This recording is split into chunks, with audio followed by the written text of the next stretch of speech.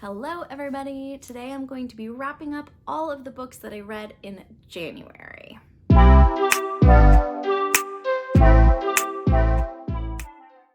So hi, my name is Talia. I love books, I love bandanas. I'm so glad you're at my channel today. I read a lot of good books in January. It was a good start to the year. So that is what we are going to be talking about today. The first book I want to talk about is a book that immediately when I finished reading it, I wanted to read it again. It was so good. So I actually finished this on January 1st. I started it in December and it didn't quite fit in, didn't quite get it finished before the end of the year. So January 1st, I wrapped it up. It was Remarkably Bright Creatures by Shelby Van Pelt. And I loved this book so much. I did read a physical copy, but it was a library book, so it has gone back since then. But this book is about an octopus, a Great Pacific octopus, so like one of the big octopuses, living in captivity, and one of the points of view is told from the perspective of this octopus, which I found to be really interesting. And then there's another point of view told from a woman who has like 20 years ago lost her son, and it's kind of a mystery as to what happened to him. So has lost her son and recently lost her husband, so she's kind of going through the grieving process of that. And then there's a third point of view of this younger kid. And we kind of know right at the beginning, like how the lady and the kid, like how their stories are going to entwine together, but they have no idea how they are going to know each other, which I will not spoil, but the octopus does. So it's really interesting because it's like this mystery that the only one that knows is the octopus and the reader. And the octopus, it's kind of like magical realism, like it's not like in your face magic, but this octopus is very clever and creative and is trying to find ways to clue the humans in on what is going on. So I didn't really know what to expect going into this book, but I loved it so much. I just thought it was super well written. It was like a super cozy, fun read, like just a little bit of mystery woven in there, and I cannot say enough good things about it. I really enjoyed it. So that was such a great way to start the year. I was super happy with that one. After Remarkably Bright Creatures, I also was wrapping up via audiobook, kind of going in from December to January, The Ride of Her Life by Elizabeth Letts. And this is actually a nonfiction. It's about a woman named Annie, so 1950s in the US. She grows up in like super rural Maine, super poor, lives on this farm with her uncle. Her uncle passes away, and she ends up deciding, like, she doesn't have any money or really like way to support herself there. She ends up deciding to get a horse and ride this horse from Maine to Los Angeles in like the mid-50s. And it was really interesting because she didn't know, like, where she was, cars weren't really a thing. Like, it was so rural that like people got around by horses, and cars were just not a commodity that a lot of people were using. But pretty quickly, as she got out of Maine, she was like on these busy roads, like with lots of cars going by, with her horse and her dog. She was just like so ill prepared for this journey and like what to expect. So she the whole time is trying to get to California with very little money and just kind of like living off the good, the good graces of strangers who help her along the way. And she eventually gets kind of famous, and people are waiting for her when she arrives to these cities, because the newspapers are like posting about her. And people are like driving past her and being like, hey, she's coming. And I don't know, it was really interesting. I wouldn't say this is like a great, like, go read it, it's the best book. But it was a sweet story. It was neat, like thinking about her name was Annie. So Annie and her horse and her dog, like just trying to make it across the United States in the mid-50s on a horse. Like, it was interesting. It was a nice read. Okay, next I read Frostheart. This was my January pick for the read a wintry book for Angie Henderson's read along. So this is a middle grade read about a kid named Ash whose parents are missing, and he's kind of like the outcast on his island, and he ends up joining the Frostheart, which is like this ship, and they have travels and adventures going across the land of ice, and that's all I'm really gonna say about it. It's the first book in a series. I thought it was super cute. Definitely one I'll be saving for my kids, and I will probably be reading the next ones in the series at some point, because Ash was just a super lovable character, and his friend, what's her name? I can't remember her name. This girl, she was super cute as well. And one of the things I loved about this book is it had great illustrations in it. Like, it was just like super well done. Like, you're kind of reading along, and then there's like just these like fun illustrations that really like made me visualize what was going on in the story. So yeah, I thought this was super cute. Oh, there's the card that was in the front of it. Oh my goodness. Okay. So yeah, I love the illustrations. I thought the story was super cute. It's about like strong friendship themes in it. Yeah, a great middle grade read. Loved it.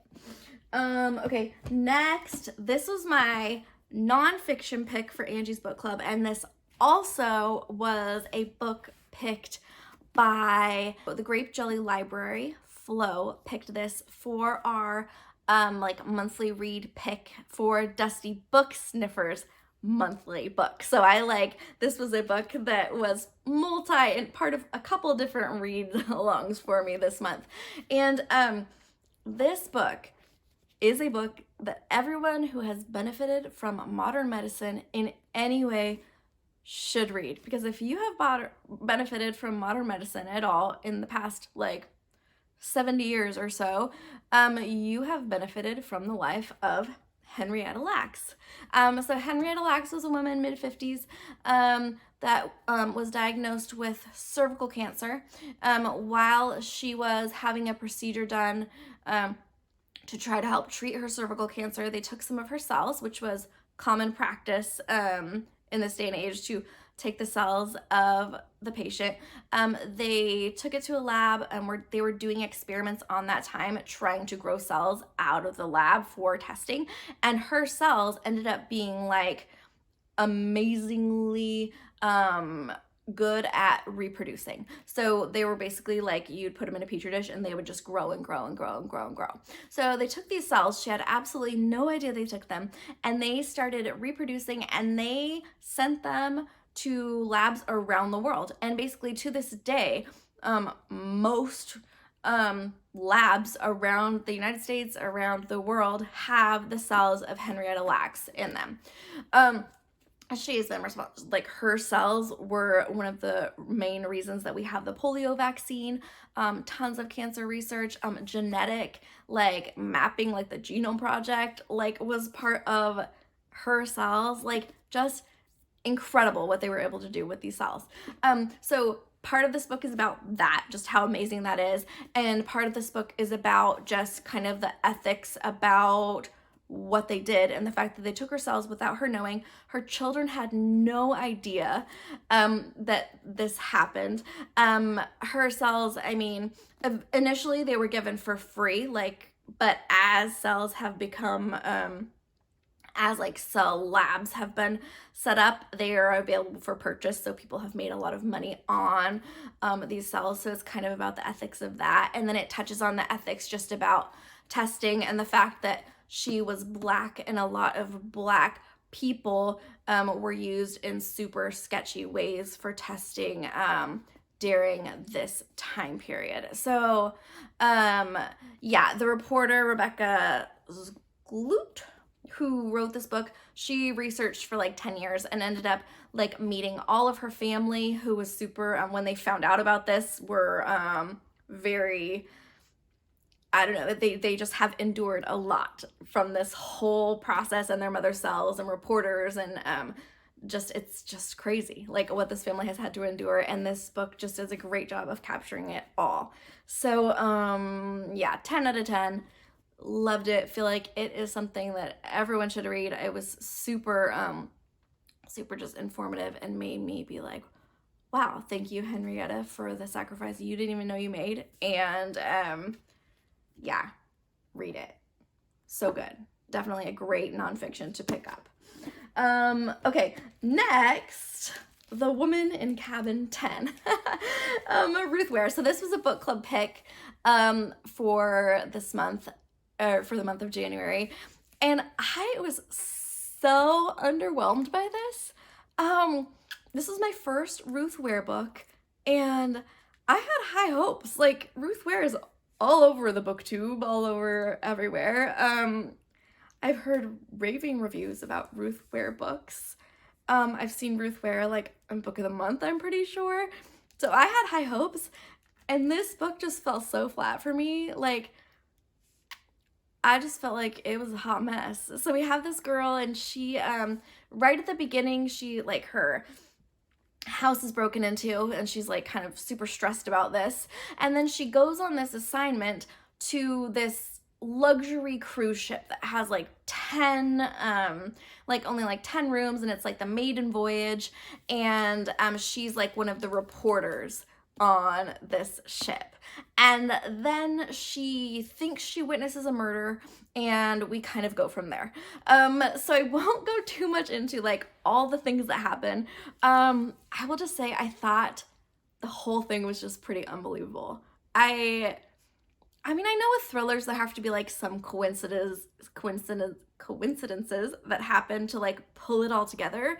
But this, for me, it was just like one thing to another. Like, the main character was not likable at all. The whole time you're just like, what are you doing? Like, why are you making these choices? Like, just stop. It's so funny. We were talking at book club last night about this, and no one else really liked it either. But one of the ladies was just like, I just wanted her to take a nap. And I was like, yeah, like, yeah, like, just stop. So yeah, I felt like it was not believable at all that this would happen the way it happened. I felt like the end was just like completely like a hot mess. Like, maybe the last page was okay, like kind of the wrap up was like, oh, okay. But I really didn't like it much at all. I will say, like, it was entertaining. Like, I never thought about DNFing it. I was like, oh yeah, I want to know what happens here. Like, how is this gonna wrap up? But the whole time it was kind of like eye rolls, like, this is silly. So yeah, I was bummed about this one. I wanted more from Ruth Ware. This definitely didn't make me want to be like, yeah, read it. And it definitely didn't make me want to read any more Ruth Ware. So yeah, that was kind of a bummer there. Okay. I listened to Jamaica In, which is the book pick for the Fear of Missing Out FOMO book club for the month. And I really liked it. And I'm not going to say too much about it because we are going to have a discussion about it at the end of February on Gem of Books page. This read along is also hosted by Alice and the Giant Bookshelf and Spread Bookjoy Jack as well. And yeah, I enjoyed it. I thought it was a good one, and there's still time to read it because it's a January-February read. So if you want to read Jamaica In by Daphne du Maurier, you should. It was my first du Maurier book. I definitely want to read more by her. I think I'm going to read Rebecca next. Because I really liked like the gothic kind of creepy vibes that were in this book.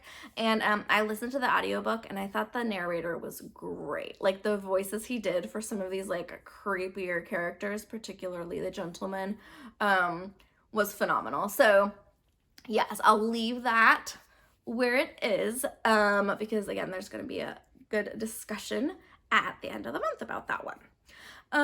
Okay, let's talk about, yes, okay, so I also read Scarlet. This had been like pushed back on my TBR for a while. This is the second book in the Lunar Chronicles by Marissa Meyer, and I loved this book. Man, I just think this series is so great. It's YA, which I don't typically like YA, but I feel like it's done so well. So this one is about, loosely based on Little Red Riding Hood. Cinder is the first one in the series, and it's loosely based on Cinderella. And I love this because like Cinder and Scarlet, their stories kind of tie together in these two books. So we have like two separate fairy tales, but they're tying together. And I think the next one's gonna tie in as well. But basically we have we're like way in the future, like after the Fourth World War. Cinderella is a cyborg and she's like having this drama fighting the lunar people, who are the people that live on the moon, and basically the queen's trying to take over the earth. And Scarlet is a human whose grandmother is missing, and we're kind of trying to figure out at the beginning how this ties into the whole lunar problem. So yeah, again, with the second book, so you can't say too much without spoiling the whole thing. I will just say I loved it.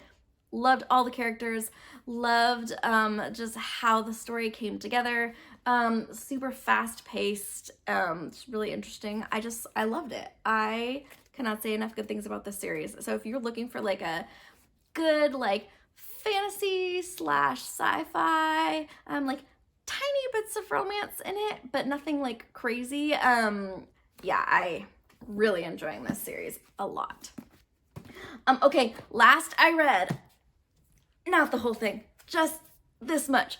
The first 10 chapters in The Count of Monte Cristo by Alexandre Dumas.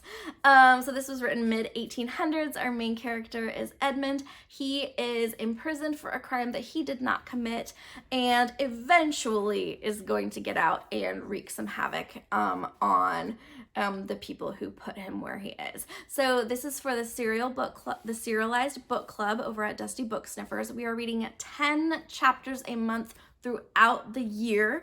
So it's super manageable, because when I look at this, I am super stressed out.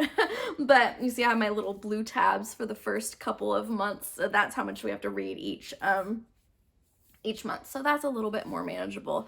And I'm really liking this so far. So read the first 10 chapters, just introducing characters and Edmund getting thrown into prison. And I've seen the movie quite a while ago, so I know kind of the general plot, but as always, the book's always better. The first 10 chapters did not disappoint. It's not too late to catch up on this one if you want to join us.